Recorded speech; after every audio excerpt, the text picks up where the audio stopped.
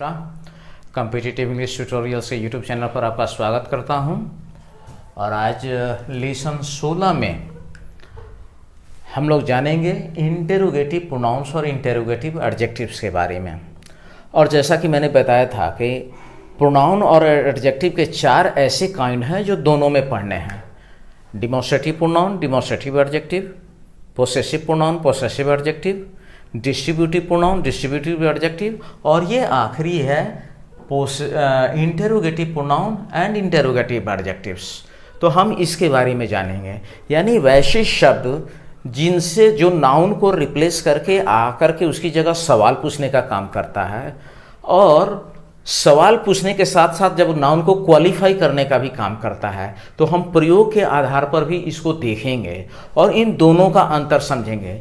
लेकिन जैसा कि मैंने आपको पहले भी बताया था, डिमॉन्स्ट्रेटिव प्रोनाउन और डिमॉन्स्ट्रेटिव एडजेक्टिव, हर बार जो ये चारों काइंड हम साथ साथ पढ़ाए हैं प्रोनाउन और एडजेक्टिव का, इस चारों में एक कॉमन चीज आप देखेंगे, एडजेक्टिव वह तभी बन रहा है जब उसके ठीक बाद नाउन आए। यानी दिस, दैट, दिस, दो, सच, वन, वंस, ये सब सारा चीज जब मैंने पढ़ाया था तो बताया था कि इसके ठीक बाद नाउन आए तो वो डिमॉन्स्ट्रेटिव एडजेक्टिव, और इसके बाद अगर वर्ब आए तो वो डिमॉन्स्ट्रेटिव प्रोनाउन। उसी तरीके से मैंने पोसेसिव प्रोनाउन में भी बताया था कि माई, योर, आवर, हीज, हर, दियर, इसके ठीक बाद नाउन आए तो वो पोसेसिव एडजेक्टिव है। लेकिन इसका जब रूप थोड़ा सा बदला हुआ रहता है, mine, ours, his, hers, theirs, yours, इनके बाद कभी नाउन का प्रयोग नहीं होता है, ये पोसेसिव प्रोनाउन है।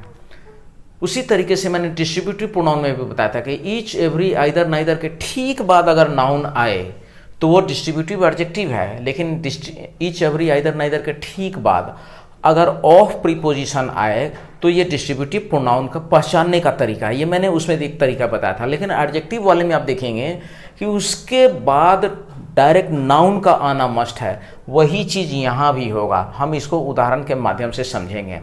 बहुत छोटा सा वीडियो होगा, ज़्यादा लंबा वीडियो नहीं होगा, और मुझे लगता है कि मैक्सिमम लेंथ इसका 10 मिनट का होगा, इससे ज़्यादा का ये वीडियो नहीं होगा, और बड़े आराम से हम इस चीज़ को समझेंगे भी। इसमें पहले तो इंट्रोगेटिव प्रोनाउंस और इंट्रोगेटिव एडजेक्टिव्स, इसमें कौन कौन से हैं पहले प्रोनाउन हम समझते हैं, बाद में हम एडजेक्टिव को समझेंगे। हु, हुम, हुज और व्हाट। इसमें हु का प्रयोग जो है यह व्यक्ति के लिए किया जाता है, यानी आदमी के लिए, और इसका अर्थ होता है कौन। तो हु, हुम और हुज, इस तीनों का प्रयोग हम आदमी के लिए करते हैं, व्यक्ति के लिए। अब इसमें हु जो है ना, यहां मैंने लिखा एन केस, इसका मतलब हुआ नॉमिनेटिव केस, ओ केस यानी ऑब्जेक्टिव केस, और पी केस यानी पोसेसिव केस। मैंने प्रोनाउन में केस पढ़ाया था कि 3 होते हैं, नॉमिनेटिव, ऑब्जेक्टिव, पोसेसिव, नाउन में भी और प्रोनाउन में भी। तो जैसा 3 केस नाउन का होता है वैसे ही प्रोनाउन का भी होता है। तो ये नॉमिनेटिव केस में प्रयोग किया जाता है, ये ऑब्जेक्टिव केस में, और ये पोसेसिव केस में। पर ये जो भी प्रोनाउन मैंने लिखा है, हु, हुम, हुज, इसका प्रयोग हम हमेशा आदमी के लिए करते हैं। जानवर के लिए और नॉन लिविंग थिंग के लिए व्हाट का प्रयोग करते हैं। एक और है, वो है विच, इसका भी अर्थ क्या और इसके अर्थ में प्रयोग होता है। तो ये विच और व्हाट, ये दो जो है नॉन लिविंग थिंग के लिए प्रयोग किया जाता है। अब हमने यहाँ नॉमिनेटिव केस में हु को बताया, तो हम इसका प्रयोग देखेंगे नॉमिनेटिव में कैसे हो रहा है। हु इज ही, वह कौन है। और नॉमिनेटिव किसको कहते हैं, वे नाउन और pronoun used as subject to a verb. अब यहाँ देखिए, ये वर्ब है, इस वर्ब का सब्जेक्ट यहाँ पर यही हुआ हु, तो ये जो है ना, ये नॉमिनेटिव केस में हुआ। फिर व्हाट का भी प्रयोग देखिए नॉमिनेटिव केस में हुआ है, व्हाट इज दिस, यहाँ भी ये वर्ब है, इस वर्ब का सब्जेक्ट यहाँ पर व्हाट है, और सब्जेक्ट हमेशा नॉमिनेटिव केस में होता है। तो हु और व्हाट दोनों को मैंने यहाँ नॉमिनेटिव केस के सामने लिखा है। तो ये आपने उसका प्रयोग देखा, ये प्रोनाउन है। whom are you talking to, ये whom जो होता है ना, जब ये ऑब्जेक्टिव केस में कब होता है, या तो ये वर्ब के बाद आए या प्रीपोजिशन के बाद आए। एक्चुअल में पहले हम लोग लिखते थे to whom are you talking, इसका मतलब होता था आप किससे बात कर रहे हैं, यानी बात किसी से आप कर रहे हैं उसके बारे में हम जानना चाहते हैं। तो ये whom मॉडर्न ग्रामर में क्या करते हैं कि प्रीपोजिशन को लास्ट में डाल देते हैं, थोड़ा सा उसको क्लासिक वर्जन शेप देने के लिए। whom are you talking to, और हुज इज दिस बुक, यह किसकी किताब है, यह पोसेसिव केस में हो गया, यह संबंध बताने के लिए। तो यहाँ तीनों केस का प्रयोग मैंने यहाँ सेंटेंस के माध्यम से आपको बताया। अब प्रोनाउन और एडजेक्टिव में इसका प्रयोग देखेंगे कि कैसे ये एक जगह प्रोनाउन है और एक जगह एडजेक्टिव है, हम इसको समझेंगे। इंटेरोगेटिव प्रोनाउन और interrogative adjective. What is she singing, यहाँ देखिए व्हाट के ठीक आगे क्या आ रहा है, वर्ब, ठीक। व्हाट शैल वी ईट, हम लोग क्या खाएंगे, फिर इसके आगे यहाँ पर क्या आ रहा है, वर्ब आ रहा है। और विच इज योर बुक, यहाँ विच के बाद भी देखिए तो वर्ब आ रहा है। तो जब व्हाट विच इसके डायरेक्ट बाद अगर वर्ब आ रहा हो तो ये इंटेरोगेटिव प्रोनाउन कहलाएगा। और इसी चीज का प्रयोग यहाँ देखिए, व्हाट सॉन्ग, इस व्हाट के डायरेक्ट बाद क्या आ रहा है, नाउन, और तब वर्ब आ रहा है। फिर यहाँ व्हाट कलर, ये कलर भी नाउन है। And which book is yours, फिर यहाँ पर ये नाउन है। तो जब इसी सेम वर्ड के डायरेक्ट बाद अगर नाउन आ रहा हो तो ये इंटेरोगेटिव एडजेक्टिव हो गया। यानी एडजेक्टिव में हर बार आप देख रहे हैं कि जो काइंड प्रोनाउन और एडजेक्टिव दोनों है, उसमें एडजेक्टिव के साथ एक बात कॉमन है कि उसके डायरेक्ट बाद हमेशा नाउन ही आता है, नाउन ही आएगा, दूसरा कुछ नहीं आएगा।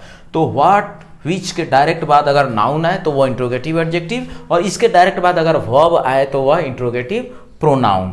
ये हो गया। अब हम थोड़ा सा जानेंगे इसके प्रयोग के बारे में। हम प्रयोग की चर्चा करें थोड़ा सा, आप इसका एक, ठीक है मैं अभी बता देता हूँ, उसके बाद में आप इस चीज़ को देखेंगे। इसमें व्हाट का प्रयोग हमेशा आप जानिए कि निर्जीव नॉन लिविंग थिंग के लिए किया जाता है। और जब व्हाट का प्रयोग पर्सन के साथ होता है तो इसका अर्थ होता है कि आप उसके पेशा के बारे में जानना चाहते हैं। जैसे व्हाट इज योर फादर, तो यहां मतलब हुआ कि तुम्हारे पिताजी क्या करते हैं, उनके पेशा के बारे में आप सवाल कर रहे हैं। तो व्हाट व्यक्ति के साथ जब यूज होता है तो उसके पेशा या प्रोफेशन को जानने के लिए होता है। दूसरा होता है विच, तो विच का प्रयोग जो है ये चयन के अर्थ में करते हैं। मान लिया जैसे यहाँ क्वेश्चन है विच इज योर बुक या विच बुक इज योर्स, इसका मतलब हुआ कि यहाँ बहुत सारी 2, 4, 5 किताब है, इसमें से आपकी कौन सी है, आपको एक इसमें से अपनी वाली को चुन लेना है। तो विच का प्रयोग सिलेक्शन के अर्थ में किया जाता है, चुनाव के अर्थ में। उसके बाद मैंने पहले भी बता दिया कि हु, हुम और हुज, इसका प्रयोग तो हमेशा पर्सन के लिए होता है और इनका केस भी मैंने बता दिया है आपको। तीसरा जो होता है व्याकरण की दृष्टि से,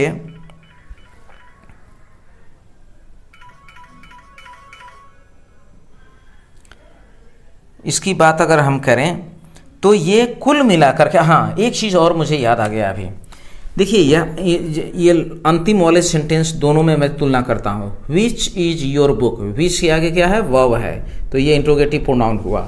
यहाँ विच के जस्ट बाद क्या है, नाउन, तो ये इंट्रोगेटिव एडजेक्टिव हो गया। अब देखिए इसी कोर्स में आगे बढ़ते हैं।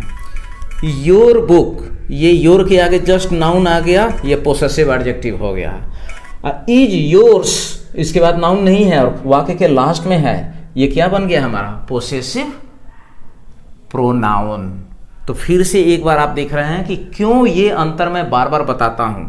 योर के आगे नाउन है तो ये बन गया एडजेक्टिव, और योर्स लास्ट में आया, उसके बाद नाउन हम प्रयोग नहीं कर सकते और वो वर्ब के बाद है, या तो वो वर्ब के पहले आएगा या वर्ब के बाद में आएगा, नाउन के साथ कभी नहीं आएगा, वो पोसेसिव प्रोनाउन हो गया। तो इसका आप एक स्क्रीनशॉट ले लीजिए और ये चैप्टर यहाँ पर कंक्लूड हो गया, मतलब इंट्रोगेटिव प्रोनाउन और इंट्रोगेटिव एडजेक्टिव का अंतर क्लियर।